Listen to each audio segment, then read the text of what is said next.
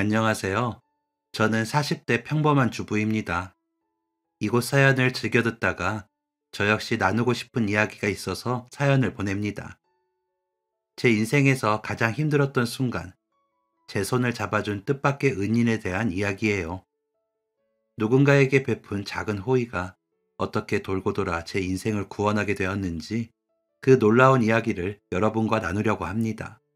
저는 평범한 집안의 외동딸로 자랐어요. 두 분이 애써주신 덕분에 큰 어려움 없이 자랐죠. 대학도 그럭저럭 잘 들어갔고, 취직도 졸업하고 곧바로 했습니다. 돌아보면 여러모로 운이 좋았던 것 같아요. 그렇게 들어간 회사에서 지금의 남편을 만났습니다. 남편은 타 부서에서 일하는 직장 동료였어요. 처음에는 그저 일 잘하는 선배 정도로만 생각했습니다. 그러다 프로젝트를 함께 진행하면서 그 사람의 성실함과 따뜻함을 알게 됐죠.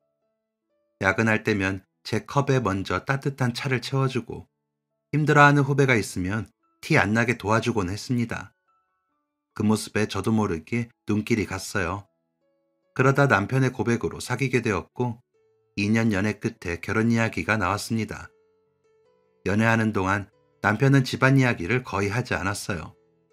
제가 어쩌다 물어보면 이렇게만 답했습니다. 부모님이 작게 사업을 하셔. 저는 그저 우리 집처럼 평범한 가정이겠거니 생각했어요. 남편이 특별히 사치스럽거나 허세를 부리는 스타일이 아니었거든요. 오히려 또래에 비해 검소한 편이었습니다.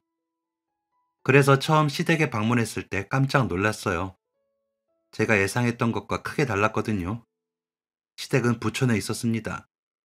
넓은 정원이 있는 단독주택이 즐비한 곳이었죠. 남편과 함께 집에 들어가자 일하는 아주머니가 나와서 인사를 하셨어요. 그것부터가 참 생소했습니다. 그쯤 되니 제가 사들고 온 다과 세트가 한없이 작아 보였습니다. 하지만 시어머니는 제 선물을 기쁜 마음으로 받아주셨어요. 참 고운 걸 사왔네요. 잘 먹을게요. 고마워요. 다행히 시부모님은 저를 마음에 들어 하셨어요. 시어머니는 이렇게 말씀하시기도 했습니다. 선우가 괜찮은 사람을 만났다고 하더니 그 말이 맞네요. 그러게 성실하고 똑부러지고 그것면 됐지. 저희 집에서도 남편을 마음에 들어 했습니다. 덕분에 결혼 준비는 순조롭게 진행됐어요. 시댁에서 많이 도와주셔서 신혼집도 어렵지 않게 구할 수 있었습니다. 결혼하고 얼마 지나지 않아 남편은 다니던 회사를 그만두고 아버님 회사로 들어갔어요. 본격적으로 경영 수업을 받기 위해서였죠. 그러다 아버님 건강이 안 좋아지면서 자연스럽게 남편이 회사를 운영하게 되었습니다. 나도 이제 좀 쉬고 싶구나. 니네 엄마랑 여행도 여기저기 다니고. 그렇게 남편은 자연스럽게 사장 자리에 올랐고 저는 덩달아 사모님이라는 낯선 호칭을 갖게 됐습니다. 그 후로는 저나 남편이나 정신이 없었어요. 아무리 아버님 회사라고 하지만 일을 새로 배우고 익히고 개선할 부분은 개선하다 보니 하루하루가 쏜살같이 흘러갔죠. 그러다 뜻밖의 소식이 날아들었습니다. 축하드립니다. 임신 8주차에 접어드셨네요. 여느 때처럼 산부인과 정기검진을 갔다가 뜻밖의 소식을 듣게 됐어요. 마침 아이를 기다리고 있던 참이라 기쁘기도 했지만 한편으로는 걱정도 됐습니다. 그 무렵 남편은 사업에 전념하느라 회사에서 살다시피 했거든요. 그래서 혼자 태교에 전념하며 하루하루를 보내고 있었어요. 그러던 중 시어머니가 뜻밖의 제안을 하셨습니다. 선우가 바빠서 요즘 집에 통 못 들어오지? 네.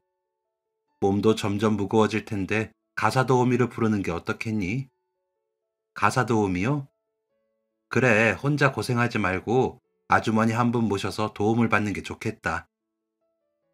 처음엔 사양했어요. 남의 손에 집안일을 맡기는 게 왠지 낯설고 어색했거든요. 하지만 시어머니는 단호하게 말씀하셨습니다. 괜한 고집 부리지 말고 네 몸부터 챙겨야지. 그 무렵 임신 중기로 접어들면서 몸이 점점 무거워지고 있었어요. 무엇보다 집에 하루 종일 있자니 알게 모르게 우울할 때가 많았습니다. 그래서인지 남편 역시 어머님의 의견에 적극 찬성했어요. 안 그래도 당신 혼자 있는 시간이 너무 길어서 걱정했는데 아주머니가 오시면 한결 낫지. 저는 결국 어머님의 제안을 받아들이기로 했습니다. 며칠 후 50대 후반쯤 돼 보이는 가사도우미 아주머니가 오셨어요. 말수가 적고 차분하신 분이었죠. 저와 간단히 인사를 나누고 집안을 둘러보시더니 곧바로 일을 시작하셨습니다. 그런데 손이 정말 빠르셨어요. 이 일을 한지 오래되신 듯 모든 게 익숙해 보였습니다. 아주머니는 저를 사모님이라고 부르셨어요. 하지만 이상하게 말투에 거리감이 없었습니다. 존댓말을 쓰시긴 했지만 어딘가 친근하고 편안한 느낌이었죠. 그래서 저도 편하게 이런저런 이야기를 하게 됐습니다. 남편 말대로 집에 누군가 있고 함께 대화를 나눌 수 있다는 것만으로도 큰 힘이 됐어요. 그러다 하루는 급체를 해서 알아눕게 됐습니다. 소화제를 먹지 못하니 생으로 버티며 헛구역질만 했죠. 아주머니는 그런 제 등을 토닥여 주시고는 얼른 밖으로 나가더니 매실액을 사오셨어요. 이럴 때는 매실액이 좋아요. 따뜻하게 탔으니까 천천히 한 잔 드세요. 그러면서 매실차를 건네주시는데 저도 모르게 눈물이 핑 돌았습니다. 저희 엄마도 제가 체하면 매실차부터 건네주시고는 했거든요. 친정엄마는 몇 해 전 병으로 돌아가셨습니다. 암이었는데 투병 기간이 길지 않았죠. 너무 갑작스럽게 돌아가셔서 이별을 준비할 시간도 없었습니다. 돌아가신 친정엄마가 떠올라서 눈물을 훔치자 아주머니가 놀라서 물으셨어요. 사모님, 왜 그러세요? 많이 아프세요? 아니요, 그게 아니라 제가 체하면 엄마도 이렇게 매실차를 타주셨거든요. 돌아가신 엄마가 생각나서요. 잠긴 목소리로 그렇게 얘기하니 아주머니가 제 손을 꼭 잡아주셨어요. 그러더니 이렇게 말씀하셨습니다. 많이 보고 싶겠어요. 아이 가지면 친정엄마가 제일 생각나잖아요. 저도 그랬거든요. 그러면서 아주머니는 자신의 이야기를 들려주셨어요. 아주머니도 친정엄마가 일찍 돌아가셨다며, 그래서 딸을 하나 낳고 싶었는데 형편상 아들 하나만 낳았다. 아들은 지금 지방에 있는 공장에서 일하고 있다. 부담되지 않게 담담히 이런저런 이야기를 들려주셨죠. 그 이야기를 듣고 있자니 묘하게 마음이 편해졌어요. 더부룩하던 속도 가라앉는 듯 했습니다. 그 후로는 아주머니에게 이래저래 의지하게 됐어요. 음식 만드는 법도 물어보고 임신 중에 조심해야 할 것들도 여쭤봤죠. 아주머니는 늘 웃으며 친절하게 답해 주셨습니다. 그렇게 몇 달이 흐르고 드디어 아이가 태어났어요. 아들이었습니다. 출산의 고통은 말로 표현할 수 없었지만 아이의 울음소리를 듣는 순간 모든 게 잊혔어요. 하지만 진짜 전쟁은 그때부터였습니다. 밤낮 없이 깨는 아이에게 젖을 물리느라 잠 못 드는 날이 이어졌거든요. 아침에 눈을 떴는데 벌써 저녁이고 저녁인 줄 알았는데 아직 오후인 날들의 연속이었죠. 남편은 여전히 회사 일로 바빠서 저 혼자 아이를 돌봐야 했습니다. 그때 아주머니가 정말 큰 힘이 되었어요. 제가 아이를 돌보다 지쳐서 훌쩍이면 늘 위로하고 다독여 주셨거든요. 애 키우는 게 다 그래요. 사모님은 누구보다 잘하고 계세요. 그 말이 얼마나 위로가 됐는지 모릅니다. 저는 제가 엄마로서 제대로 하고 있는 건지, 이렇게 힘들어하는 게 정상인지 매일 자책했거든요. 그때는 아주머니의 말 한마디에 용기를 얻고는 했습니다. 아이가 낮잠을 잘 때면 아주머니와 차를 마시면서 이런저런 대화를 나눴어요. 친정 엄마에게 하듯 이것저것 묻게 됐죠. 아주머니는 첫애 때 어떠셨어요? 아주머니는 잠시 생각하시다가 웃으며 대답하셨습니다. 그땐 남편도 저도 어린데다가 살림이 어려워서 고생 많이 했죠. 애가 아파도 병원비가 부담돼서 집에서 애 달래고 그랬어요. 그래도 애 웃는 얼굴 보면 다 잊히더라고요. 그 말을 들으니 제가 처한 상황이 오히려 감사하게 느껴졌어요. 저는 적어도 생활비 걱정은 하지 않아도 되잖아요. 아주머니는 저보다 훨씬 어려운 환경에서도 아이를 키우셨는데 제가 너무 약한 소리를 한다는 생각이 들었습니다. 하지만 아주머니는 고개를 저으셨어요. 사람마다 저마다의 힘듦이 있는 거죠. 고통은 비교의 대상이 아니라잖아요. 각자의 힘든 상황을 서로 비교할 수는 없는 거죠. 그런 말을 들으면서 또 위로를 받고는 했습니다. 생각해보면 아주머니는 단순히 집안일만 도와주신 게 아니었어요. 친정 엄마처럼 삶의 지혜가 될 법한 말들도 참 많이 해주셨거든요. 시간이 흐르면서 저와 아주머니는 점점 더 가까워졌습니다. 단순히 고용주와 직원의 관계를 넘어서 마치 엄마와 딸 같은 사이가 됐죠. 아주머니는 저를 친딸처럼 챙겨주셨고, 저도 아주머니를 친엄마처럼 의지했어요. 그때는 이런 관계가 영원히 지속될 줄만 알았습니다. 하지만 인생은 늘 예상치 못한 방향으로 흘러가더군요. 저와 아주머니의 평화로운 일상에도 뜻밖의 사건이 벌어졌습니다. 그날 오전은 여느 때처럼 평범했어요. 이제 두 돌을 앞둔 아이는 아주머니를 무척 잘 따랐습니다. 아주머니가 오실 시간이 되면 어떻게 알고 현관 앞에 가서 앉아있고는 했죠. 아주머니는 그런 아이를 번쩍 안으며 이렇게 말했습니다. 아이고, 우리 왕자님이 오늘도 마중 나와 계셨네. 할머니가 오늘도 우리 왕자님 봐서 기분이 좋아요. 그런 모습을 보면 마음이 따뜻해졌습니다. 오전은 아무 일 없이 평온하게 흘러갔어요. 아이가 잠든 사이 같이 점심을 먹고 저는 그릇 정리를, 아주머니는 설거지를 하고 계셨습니다. 고요한 주방으로 아주머니의 휴대폰 벨소리가 울렸어요. 어? 왜 뭐라고? 손가락이? 지금 어디야? 아주머니는 사색이 든 얼굴로 다급하게 물었습니다. 그러고는 전화를 끊었어요. 저는 놀라서 물었습니다. 무슨 일이세요? 아주머니는 넋이 나간 사람처럼 중얼거렸습니다. 우리 아들이 기계에 손을 다쳤대요. 병원으로 실려갔다는데 어떡해요, 사모님? 저 역시 크게 놀랐습니다. 저는 얼른 택시를 불렀어요. 아주머니는 연신 허둥대며 말했어요. 죄송해요. 아직 설거지도 다 못했는데. 지금 그게 중요한가요? 얼른 가보세요. 뒷정리는 제가 할게요.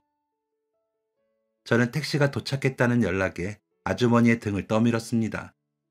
아주머니는 허둥지둥 집을 나섰어요. 아주머니가 나가신 후로는 일이 손에 잡히지 않았어요. 그러던 차에 저녁 무렵 아주머니에게 전화가 걸려왔습니다. 사모님, 저예요. 걱정하실까봐 연락드렸어요. 그러더니 상황을 간단하게 말씀해 주셨어요. 손가락을 좀 다쳤는데 다행히 큰일은 아니래요. 저는 안도하며 물었습니다. 다행이네요. 수술은요? 간단한 수술만 하고 며칠 입원하면 된대요. 의사 말로는 후유증도 크지 않을 거라고 하네요. 그래도 놀라셨겠어요. 네, 지금도 심장이 쿵쾅거려서 정신이 하나도 없어요. 그래도 손가락만 다친 게 어디냐며 다들 다행이라고 하네요. 저는 조심스레 여쭤보았습니다. 어느 병원에 계세요? 내일 그이랑 병문안 갈게요. 하지만 아주머니는 완곡히 거절했습니다. 아니에요, 사모님. 괜찮아요. 수술 잘 끝나면 내일 바로 출근할게요. 아니에요. 그래도 며칠은 아드님 옆에 계셔야죠. 아드님 태어나면 그때 연락 주세요. 그렇게 며칠이 지나고 아주머니가 다시 일을 나오겠다고 연락을 주셨습니다. 아들 녀석이 이제 저 없어도 괜찮대요. 치료 경과도 나쁘지 않고요. 저는 마음이 놓이면서도 한편으로는 걱정이 되어 물었습니다. 병원비며 치료비며 돈이 꽤 많이 들었겠어요. 보험도 있고 괜찮아요. 아주머니는 그렇게 말씀하셨지만 저는 며칠 사이 마음을 정한 상태였어요. 그날 저녁 남편에게 조심스럽게 제 의견을 전했습니다. 아주머니 말이야, 위로금이라도 조금 챙겨드리면 어떨까 해. 위로금? 응, 수술비는 보험으로 된다고 하지만 당분간 아들이 일을 못할 텐데 생활비가 부족하실 것 같아서. 남편은 제 의견에 흔쾌히 동의했습니다. 그래, 그분이 그동안 우리 집에 해주신 걸 생각하면 당연히 도와드려야지. 다음 날 저는 출근한 아주머니에게 봉투를 내밀었습니다. 아주머니, 이건 그냥 제 마음이에요. 치료비에 보태세요. 아주머니는 처음에는 손사래를 치며 거절하셨어요. 아니에요, 사모님. 괜찮아요. 하지만 저는 거듭 권했습니다. 결국 아주머니는 봉투를 받아들며 눈시울을 붉히셨어요. 정말 감사해요. 이 은혜 평생 잊지 않을게요. 저는 그런 아주머니의 손을 꼭 잡았습니다. 아주머니가 그간 저랑 아이한테 얼마나 잘해주셨는데요. 약소하지만 작은 보답이라고 생각해주세요. 아주머니는 그런 저에게 거듭 감사의 인사를 하셨어요. 다행히 아주머니 아들은 큰 후유증 없이 치료를 잘 마쳤습니다. 그리고 1년 뒤에는 결혼 소식까지 알렸어요. 정말 다행이네요. 좋은 사람 만나서 가정을 꾸린다니. 그러니까요. 실은 오래 사귄 여자친구가 있었는데 아들이 공장 다닌다고 여자 쪽 집에서 반대가 좀 있었던 모양이에요. 이직하고 자리를 잡으니까 그쪽에서 먼저 결혼 이야기가 나왔대요. 아주머니는 이제 한시름 놨다고 큰 숙제를 끝냈다며 좋아하셨어요. 저와 남편은 축하 화환을 보냈고 축의금도 따로 챙겨드렸습니다. 그리고 또 몇 년이 흘렀어요. 어느 날 아주머니가 망설이다가 조심스레 말을 꺼내셨습니다. 사모님, 사실 제가 조만간 일을 그만둬야 할 것 같아요. 왜요? 무슨 일 있으세요? 저는 깜짝 놀라서 물었어요. 아니요, 그런 건 아니고 며느리가 복직을 해야 하는데 손주 봐줄 사람이 없다고 해서요. 아직 너무 어려서 기관에 맡기기도 어렵고 당분간은 제가 봐야 할 것 같아요. 안 좋은 일은 아니니 다행이라는 생각이 들면서도 한편으로는 아쉬운 마음이 들었어요. 언젠가 이별의 순간이 올 건 알았지만 막상 그게 현실이 되니 마음 한편이 허전했습니다. 며칠 뒤 마지막 근무날, 아주머니는 늘 하던 대로 일을 하셨어요. 온 집안을 반짝반짝 닦으시고 베란다까지 싹 다 정리해 놓으셨죠. 저는 아주머니가 퇴근할 무렵 미리 준비해둔 손편지와 작은 선물을 건넸습니다. 아주머니, 저 진짜 감사했어요. 늘 엄마처럼 챙겨주셔서. 아주머니는 눈시울을 붉히며 답하셨습니다. 저야말로 사모님께 늘 감사했어요. 그때 아이가 아주머니 품에 안기며 울었습니다. 할머니, 가지 마. 아주머니는 결국 눈물을 흘리면서 아이의 머리를 쓰다듬으셨습니다. 아가, 건강하게 자라야 해. 그렇게 저희는 작별했습니다. 현관문을 나서는 아주머니의 뒷모습을 보며 저는 눈물을 꾹 참았어요. 아주머니도 자꾸 뒤돌아보며 손을 흔드셨죠. 그렇게 헤어진 뒤에도 종종 아주머니 생각이 났습니다. 집안일을 하다가도 아이를 재우다가도 문득문득 떠올랐어요. 그분이 해주신 따뜻한 말들, 그 다정한 손길들이 말이죠. 아주머니가 그만두신 후로는 새로 가사 도우미를 고용하지 않았어요. 아이도 어느 정도 커서 기관에 맡길 나이가 됐고, 그러다 보니 저도 집안일을 할 여유가 생겼거든요. 무엇보다 다시 그런 좋은 분을 만날 수 있을까?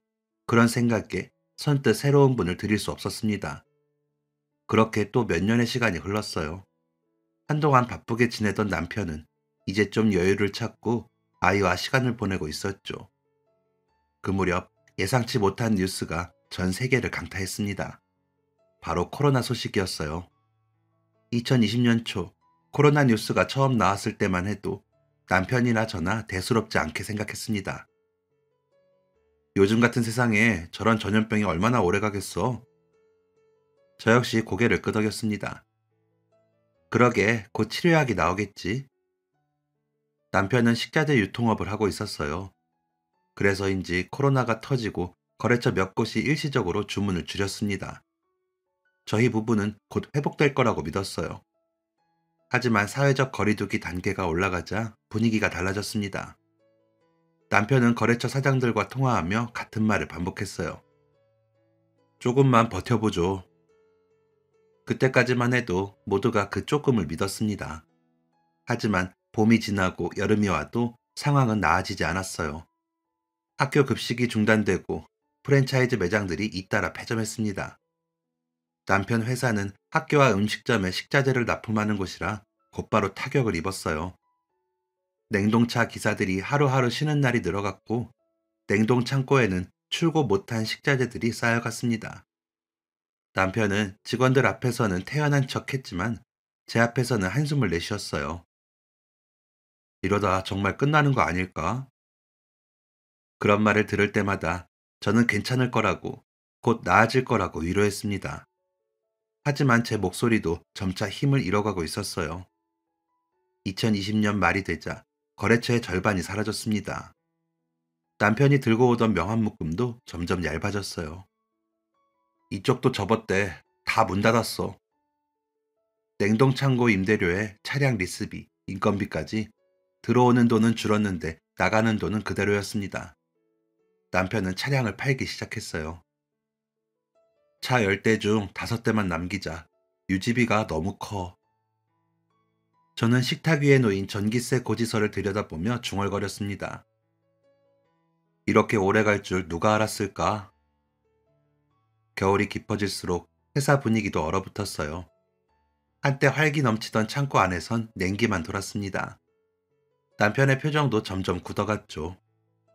2021년 초 가장 큰 거래처에서 연락이 왔어요. 본사 구조 조정 중이라 결제가 미뤄질 것 같습니다. 받아야 할 돈은 1억 원이었습니다. 남편은 전화를 끊고 한동안 멍하니 앉아 있었어요. 그 돈 받으면 버틸 수 있었는데. 그 말이 얼마나 허무하게 들리던지 저는 남편의 어깨를 토닥였지만 위로의 말이 차마 입 밖으로 나오지 않았어요. 연이어 거래처 몇 곳이 부도를 냈고 남편의 회사도 면책 경고를 받았습니다. 냉동 창고에는 여전히 물건이 남아 있었지만 팔 곳이 없었어요. 재고만 쌓여가고 있었죠. 그날 밤 남편이 장부를 보며 중얼거렸습니다. 이건 그냥 버텨야 하는 게 아니라 손을 놔야 하는 상황이야. 저는 아무 말도 못했습니다. 뭐라 말해야 할지 몰랐어요. 2021년 봄, 결국 부도 통보가 떨어졌습니다. 남편은 사무실 문을 잠그며 직원들에게 말했어요. 미안합니다. 다들 고생 많았어요. 마지막으로 창고 불을 끄는 남편의 뒷모습이 이상하게 작아 보였습니다. 시아버지가 힘들게 일궈온 회사였고 남편이 물려받아 더 키우려 했던 회사였는데 그렇게 끝이 나고 말았어요. 거액의 빚만 남게 됐죠. 상황이 그렇게 되니 양가 부모님께서는 어떻게든 도움을 주시려고 했어요. 하지만 코로나로 모두가 어려운 상황이었습니다. 양가 부모님의 도움으로는 역부족이기도 했고요. 빚이 생각보다 많았거든요. 어느 날 남편이 조심스럽게 말했습니다. 이 집을 팔면 그래도 빚은 정리할 수 있을 것 같은데. 그 말이 가슴에 돌처럼 내려앉았습니다. 신혼 때부터 살던 집, 아이가 태어나고 자란 집, 이 집에는 우리 가족의 모든 추억이 담겨 있었어요. 하지만 저는 고개를 끄덕였습니다. 그래, 우리 아직 젊잖아. 다시 시작하자. 남편의 눈이 붉어졌어요. 저도 눈물이 났지만 꾹 참았습니다. 둘 다 울면 안 될 것 같았거든요. 집을 팔기로 결정하고 저는 짐을 정리하기 시작했어요.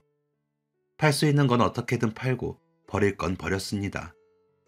단칸방으로 가야 하니 짐을 대폭 줄여야 했거든요. 다른 건 다 괜찮았는데 아이의 물건을 정리할 때는 정말 힘들었습니다. 아기 때 입던 옷, 처음 신은 신발, 그림책들, 하나하나 손에 들 때마다 추억이 떠올랐어요. 결국 저도 눈물이 흘렀습니다. 엄마, 왜 울어? 아이가 제 볼을 만지며 물었어요. 저는 얼른 눈물을 닦았습니다. 아니야, 엄마 눈에 뭐가 들어갔나 봐. 아이에게 약한 모습을 보이고 싶지 않았어요. 그렇게 며칠에 걸쳐 짐 정리를 마치고 정든 집을 떠나게 되었습니다. 새로 이사한 집은 작은 단칸방이었어요. 예전 집의 거실만한 크기였죠. 부엌, 거실, 방이 다 한 공간에 있었습니다.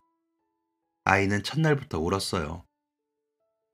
엄마, 나 우리 집으로 가고 싶어. 왜 여기 와? 저는 아이를 안고 속삭였어요. 여기가 이제 우리 집이야.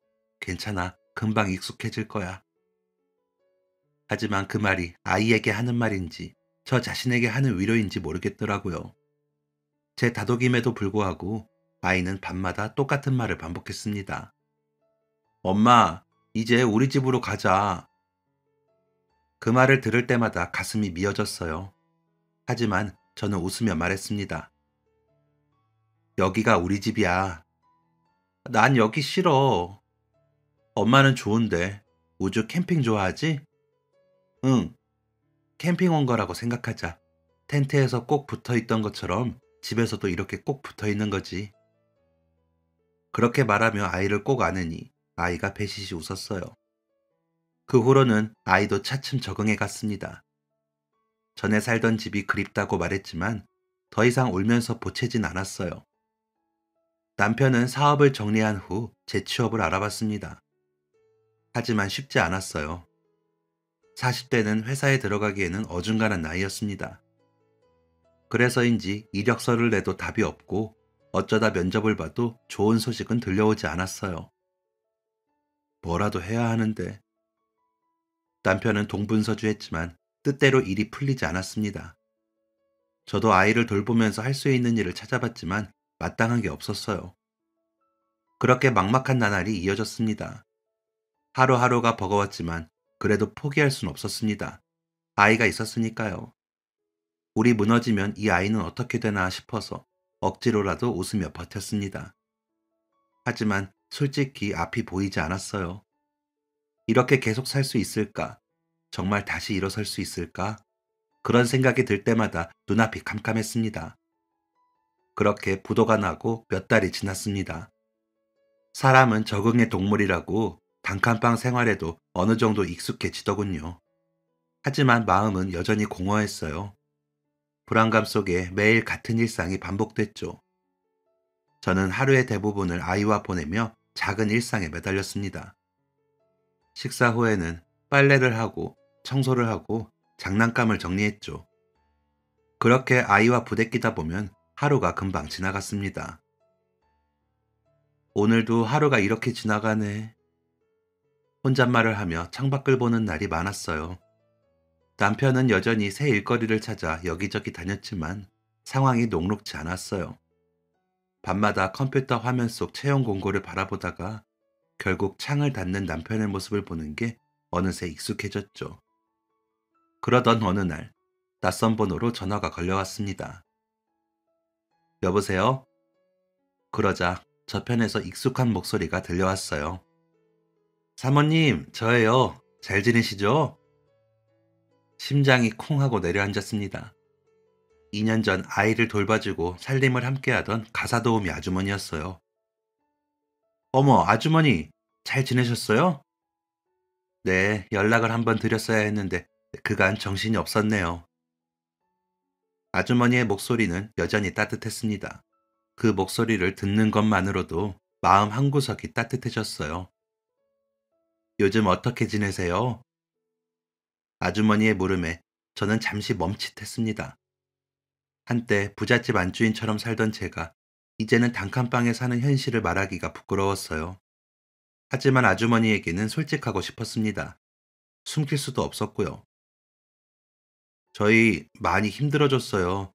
남편 사업이 망해서 지금은 조그만 방에 살고 있어요. 전화기 너머로 숨소리가 잠시 멈췄습니다. 그래요. 얼마나 마음고생이 크셨어요. 그 말을 듣는데 눈물이 핑 돌았습니다. 아주머니의 목소리에 진심 어린 위로가 담겨 있었거든요. 마침 저도 사모님 사시는 곳 근처에 사는데 한번 들러도 될까요? 저는 얼른 대답했습니다. 네, 아주머니, 언제든지 오세요.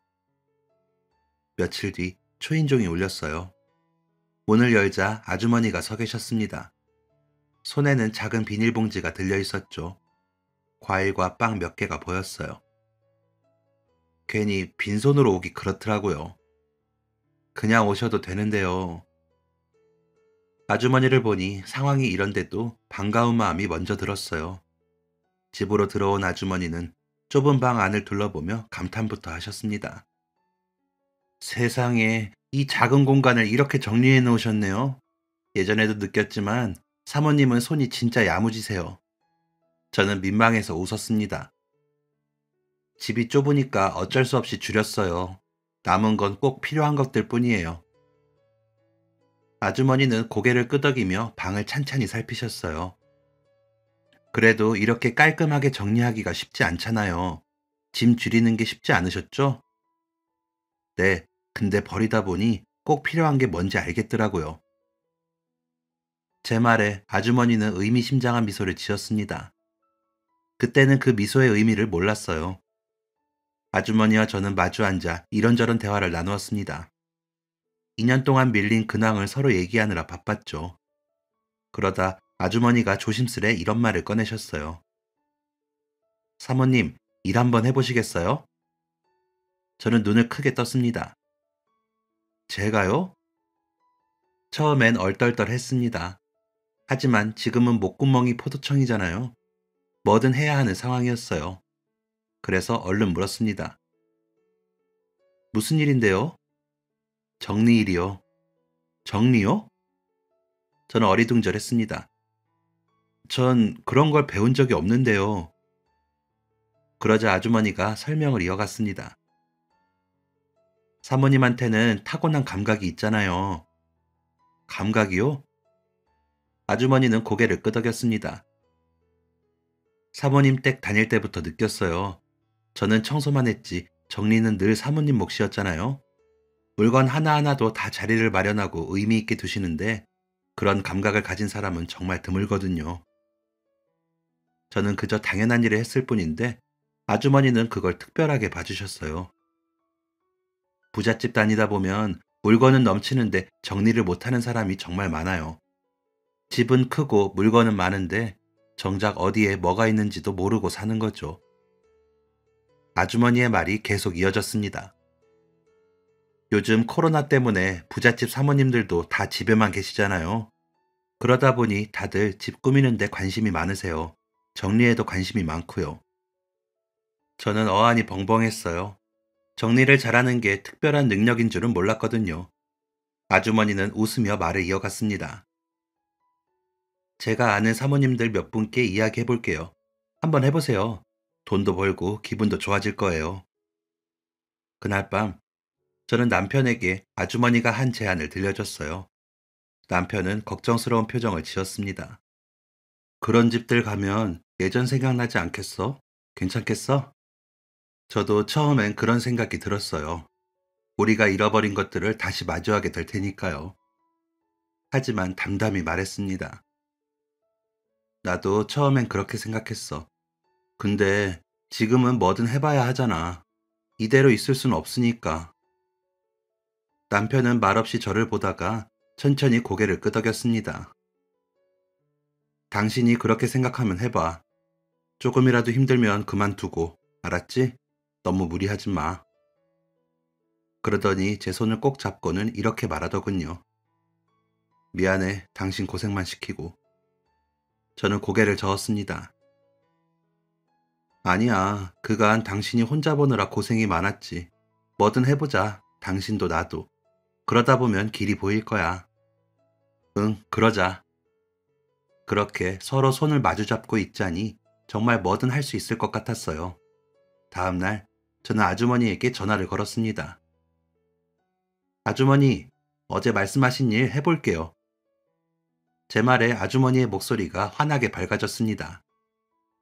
잘 생각하셨어요, 사모님. 첫 집은 제가 같이 가드릴게요. 며칠 뒤, 저는 깔끔하게 머리를 빗고 외출복을 입었습니다. 단정하되 활동하기 편한 옷으로 골랐어요. 오랜만에 나갈 준비를 하는 제 모습을 보니 마음이 묘하게 뜨거워졌어요. 남편이 현관까지 배웅을 나왔습니다. 잘하고 와. 당신은 잘할 수 있을 거야. 응, 다녀올게. 저는 문을 나섰습니다. 오랜만에 느끼는 설렘이었어요. 두렵기도 했지만 동시에 기대도 됐습니다. 이게 새로운 시작이 될 수 있을까? 그런 생각이 들었거든요. 첫 고객은 강남의 고급 아파트에 사는 중년 사모님이었어요. 엘리베이터를 타고 올라가는 내내 가슴이 두근거렸어요. 잘할 수 있을까? 실수하면 어떡하지? 온갖 걱정이 머릿속을 스쳤습니다. 그런 제 마음을 잊기라도 하듯 옆에 선 아주머니가 이렇게 말씀하셨어요. 제가 사모님 댁 가기 전에 일했던 집이에요. 이 집 사모님도 성품이 참 좋으세요. 너무 긴장하지 않으셔도 돼요. 집은 크고 넓었어요. 곳곳에 화려한 장식품들이 놓여 있고 드레스룸에는 명품 쇼핑백들이 줄비했습니다. 한때는 나도 이런 집에 살았는데 이제는 이런 집에 일하러 오는 사람이 됐구나 착잡한 마음이 들었습니다. 하지만 이내 그런 생각을 떨쳐냈어요. 지금 상황에서는 아무 도움도 되지 않는 생각이었으니까요. 그 사이 첫 고객이 된 사모님이 말했습니다. 정리 좀 부탁드려요. 옷이 너무 많아서 옷장이 터질 지경이에요. 아주머니가 긴장한 저에게 다가와 웃으며 말했어요. 평소 하던 대로 하시면 돼요. 긴장하지 마시고요. 저는 깊게 숨을 들이쉬고 용기를 냈습니다. 옷장 문을 열자 수십 벌의 옷들이 빼곡하게 들어차 있었어요. 옷이 얼마나 많은지 옷장 안에서 서로 눌리고 구겨져 있었습니다.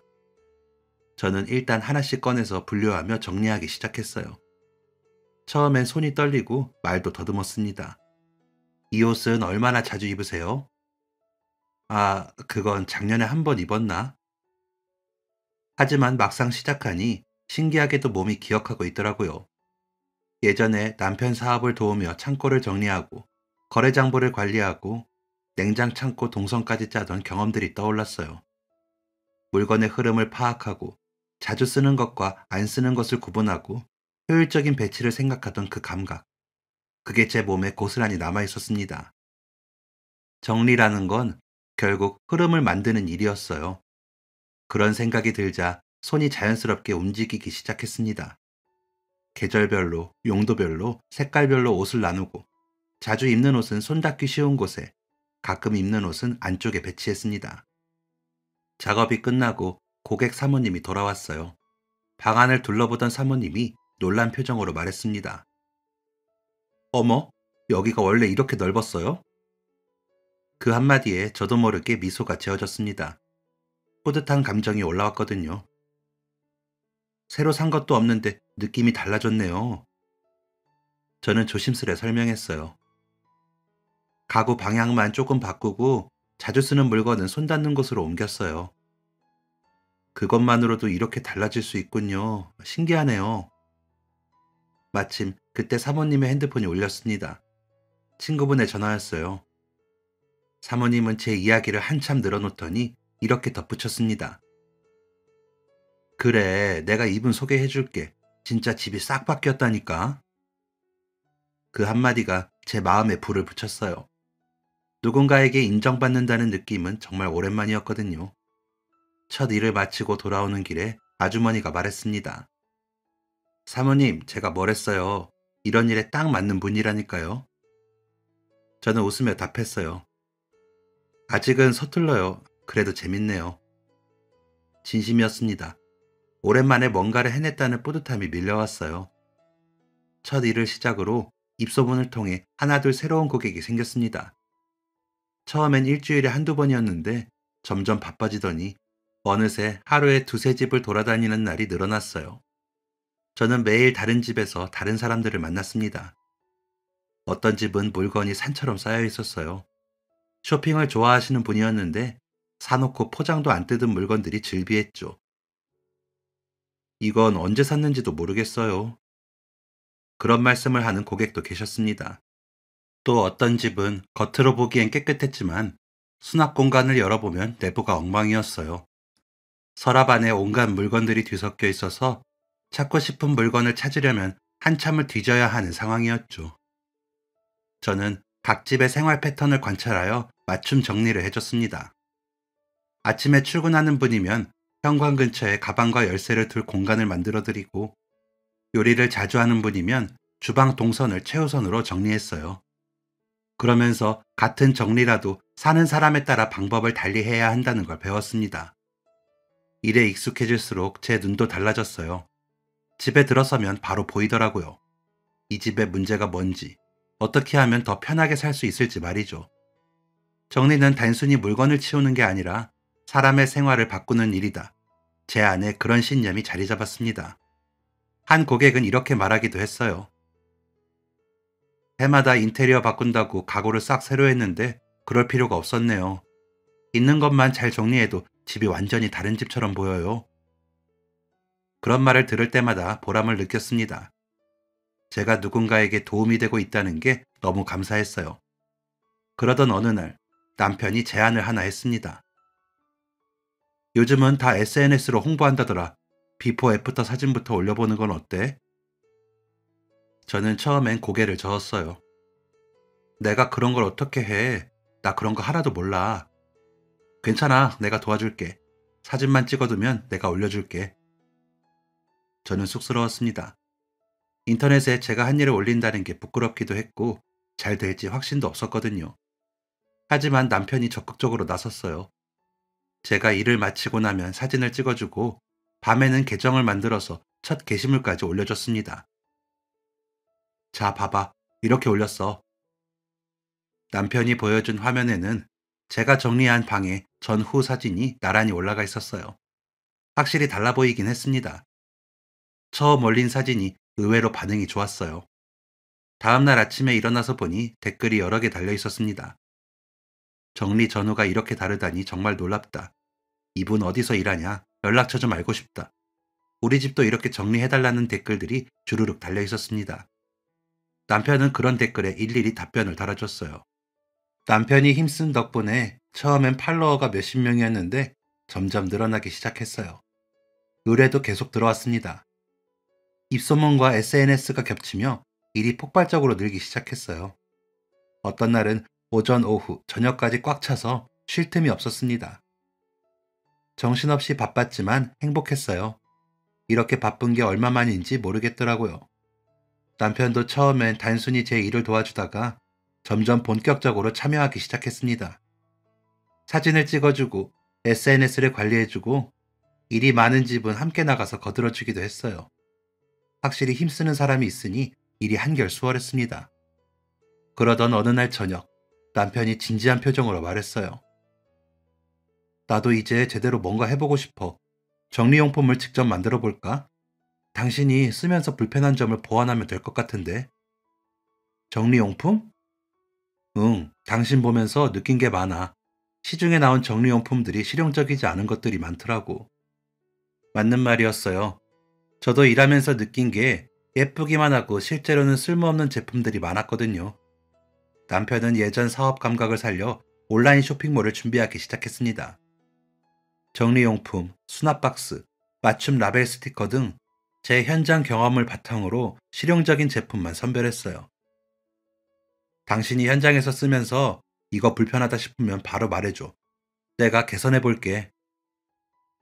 실제로 제가 쓰다가 불편한 점을 말하면 남편이 밤새 고민해서 개선안을 내놓았습니다.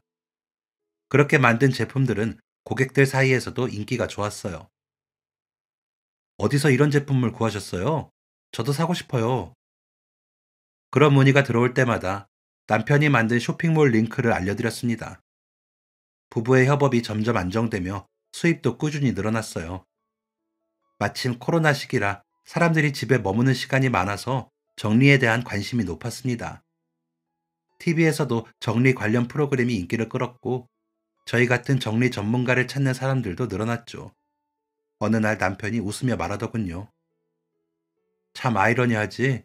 코로나 때문에 내 사업이 망했는데 그 코로나 덕분에 당신 사업이 잘 되네? 저도 웃으며 답했어요. 그러게 인생 정말 모르는 거야. 누가 알았겠어? 이렇게 될 줄. 진심이었습니다. 1년 전만 해도 이렇게 될 줄 꿈에도 몰랐거든요. 단칸방에서 막막하게 앉아있던 우리가 이렇게 다시 일어설 줄은요. 그러다 우연히 예전 집 근처에 갈 일이 생겼어요. 문득 이 동네에 살던 시절이 떠올랐어요. 그래서 남편에게 이런 제안을 했습니다. 여보, 이 근처 부동산 한번 들려볼까? 왜? 이 동네 살기 좋았잖아. 매물이 있나 한번 알아보려고. 그래, 가보자. 그렇게 저희 부부는 부동산으로 향했습니다. 그리고 저희가 살던 단지에 매물이 나왔는지 물었어요. 부동산 사장님이 서류를 뒤적이더니 마침 매물로 나온 게 있다고 했어요. 주소를 들은 남편과 저는 화들짝 놀랐습니다. 1년 전 우리가 살던 바로 그 집이었거든요. 한번 보러 가실래요? 네, 한번 보겠습니다. 우리는 부동산 사장님과 함께 그 집을 보러 갔어요. 현관문을 열고 들어서는 순간 가슴이 뭉클했습니다. 남편과 함께 신혼을 보내고 우리 아이가 태어난 바로 그 집이었어요. 남편이 조용히 말했습니다. 다시 살 수 있을까? 저는 고개를 끄덕였습니다. 할 수 있어. 우리 해보자. 다행히 우리 부부가 감당할 수 있는 금액이었어요. 저희는 그날 바로 계약금을 걸었고 며칠 뒤 잔금을 치렀습니다. 그렇게 1년 만에 다시 예전 집을 구매하게 되었어요. 계약서에 도장을 찍는 순간 눈물이 났습니다. 남편도 눈시울이 붉어져 있었어요. 집으로 돌아가는 날 아이가 가장 좋아했습니다. 엄마, 우리 집이다. 진짜 우리 집으로 왔어. 아이가 방방 뛰며 좋아하는 모습을 보니 그동안의 고생이 다 보상받는 기분이었습니다. 원래 집으로 돌아온다는 건 단순히 예전 공간으로 돌아가는 게 아니었어요. 잃어버렸던 우리의 시간을 되찾는 일이었습니다. 그리고 그 모든 과정의 시작에 아주머니가 계셨어요. 제가 막막해하고 있을 때 손을 내밀어 주신 분, 제 안에 숨어있던 가능성을 발견해 주신 분, 아주머니 덕분에 이 모든 걸 이뤄낼 수 있었어요. 감사의 인사를 해야겠다는 생각에 이사를 마치고 아주머니에게 연락을 드렸습니다. 아주머니, 저예요. 어머, 사모님, 소식은 건너 들었어요. 사업이 아주 잘 되고 있다면서요? 아주머니의 목소리는 여전히 따뜻했습니다. 반가움에 저도 모르게 웃음이 터졌어요. 아주머니 아니었으면 꿈도 못 꿀 일이었죠. 조금 늦었지만 감사 인사를 제대로 드리고 싶어요. 저는 아주머니를 만나 점심을 대접하기로 했습니다. 약속 장소는 조용한 한식집이었어요. 문을 열고 들어가자 아주머니가 먼저 와 계셨습니다. 사모님, 아주머니. 우리는 반갑게 인사를 나눴습니다. 자리에 앉자 아주머니가 제 얼굴을 천천히 보며 말했어요. 사모님, 얼굴이 훨씬 좋아지셨어요. 이제 마음도 편해지신 거죠? 저는 고개를 끄덕였습니다. 네, 한결 나아졌어요. 다행이에요, 정말. 그때 얼마나 마음 아팠는지. 음식이 나오고 우리는 밀린 이야기를 나눴어요. 아주머니에게 일을 소개받고 한두 달은 연락을 주고받았지만 그 후로는 일이 워낙 바빠서 전화만 간간히 주고받았었거든요. 저는 그 사이 사업이 안정돼서 예전 집으로 돌아온 이야기를 했고 아주머니는 아들 부부와 손주 이야기를 했습니다. 저는 손주 보느라 여전히 정신이 없어요. 하루가 어찌나 금방 가는지 아침에 눈 떴는데 벌써 저녁이고 그래요. 손주가 얼마나 예쁘겠어요. 그럼요. 이 세상에서 제일 예뻐요. 아주머니는 행복한 표정으로 손주 사진을 보여주셨어요. 정말 귀여운 아이였습니다. 대화를 나누다가 문득 궁금한 게 생겼어요.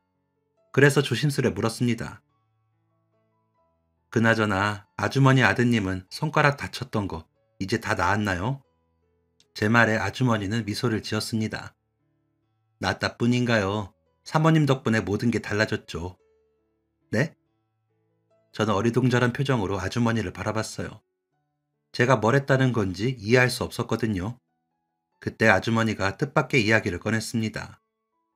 사모님이 그때 주신 위로금 있잖아요. 아, 네. 그 돈으로 우리 아들이 학원을 다녔어요. 저는 깜짝 놀랐습니다. 학원이요? 네. 그때 공장에서 다친 후로 아이가 마음을 먹었대요. 제대로 기술을 배워야겠다고 말이죠. 마침 손을 다쳐서 곧바로 일을 할 수도 없었고요. 아주머니의 눈이 촉촉해졌어요. 그런데 학원비가 문제였어요. 우리 형편에 그걸 어떻게 감당하나 싶었는데 마침 그때 사모님이 위로금을 주신 거죠. 그 돈으로 학원 등록하고 열심히 공부해서 전기 기능사 자격증을 땄어요. 정말요? 네. 그다음부터는 일사천리였어요. 소규모 업체에서 전기 안전 관련 일을 시작했고, 안정된 직장을 갖게 되면서 사귀던 여자친구와 결혼하게 됐죠. 저는 말문이 막혔습니다. 제가 드린 위로금이 그렇게 쓰였다니 전혀 몰랐습니다. 그 덕에 우리 아들이 새 출발하고 결혼하고 이렇게 손주도 보게 됐어요. 다 사모님 덕분이죠. 아주머니는 눈물을 글썽이며 말을 이었습니다. 그때의 은혜를 조금이라도 갚고 싶었어요. 그래서 사모님이 힘드시다고 했을 때 뭐라도 도움을 드리고 싶었는데 이렇게나마 갚을 수 있어서 얼마나 다행인지 몰라요. 저는 고개를 저었어요. 아니에요, 아주머니. 저야말로 아주머니한테 얼마나 많은 걸 받았는데요. 아니에요. 제가 더 많이 받았죠. 그렇게 서로 말을 주고받다가 동시에 웃음이 터지고 말았습니다. 사람 인생이 참 신기하죠. 그때는 서로 참 힘들었는데 이렇게 다시 웃게 되네요. 저는 고개를 끄덕였습니다. 남편 사업이 망하고 제 인생도 무너진 줄 알았어요. 그런데 아주머니가 제 손을 잡아주셨어요. 아니요, 사모님이 먼저 제 손을 잡아주셨죠. 그 덕에 우리 아들이 새 인생을 시작했고요. 우리는 서로의 손을 꼭 잡았습니다. 그 손의 온기가 참 따뜻했어요. 결국 우리가 서로를 도운 거네요. 네, 서로 힘들 때 내민 손이 이렇게 돌아왔네요. 그 순간 깨달았습니다. 인생에서 베푼다는 건 손해를 보는 게 아니라는 걸. 언젠가는 다른 형태로 돌아온다는 걸 말이죠. 그게 벌써 몇 년 전의 이야기네요. 코로나는 끝났지만 다행히 그 전에 자리를 잡아서 제 사업은 여전히 순탄하게 굴러가고 있습니다. 어찌 보면 운이 좋았던 거죠. 코로나가 아니었다면 사람들이 집에서 보내는 시간이 그렇게 길지 않았을 테고 정리 열풍이 불지도 않았을 테니까요. 제 사업도 1년 만에 그렇게 빠르게 성장하지 못했을 겁니다. 코로나 때문에 바닥으로 떨어졌다가 또 코로나 덕분에 다시 살아났으니 인생이 참 아이러니하다는 생각이 듭니다. 하지만 분명하게 깨달은 사실도 있어요. 힘든 시기에 서로에게 내민 손길은 언젠가 어떤 형태로든 반드시 돌아온다는 거죠. 아주머니와는 지금도 자주 연락합니다. 한 달에 한 번쯤은 만나서 같이 밥도 먹고 차도 마시면서 이런저런 이야기를 나누곤 해요. 이제는 정말 가족 같은 사이가 됐습니다. 여러분께도 힘든 시간이 있을 거예요. 모든 게 무너진 것 같고 앞이 보이지 않는 순간들요. 하지만 그 순간에도 포기하지 마세요. 그리고 주변을 둘러보세요. 어쩌면 당신의 손을 잡아줄 누군가가, 당신이 손을 내밀어야 할 누군가가 곁에 있을지도 몰라요. 제가 그랬던 것처럼요. 긴 이야기 들어주셔서 감사합니다. 오늘도 좋은 하루 보내세요. 지금까지 사연 들어주셔서 감사합니다. 사연이 재밌으셨다면 구독과 좋아요를 눌러주세요. 감사합니다. 안녕히 계세요. 계세요. 계세요.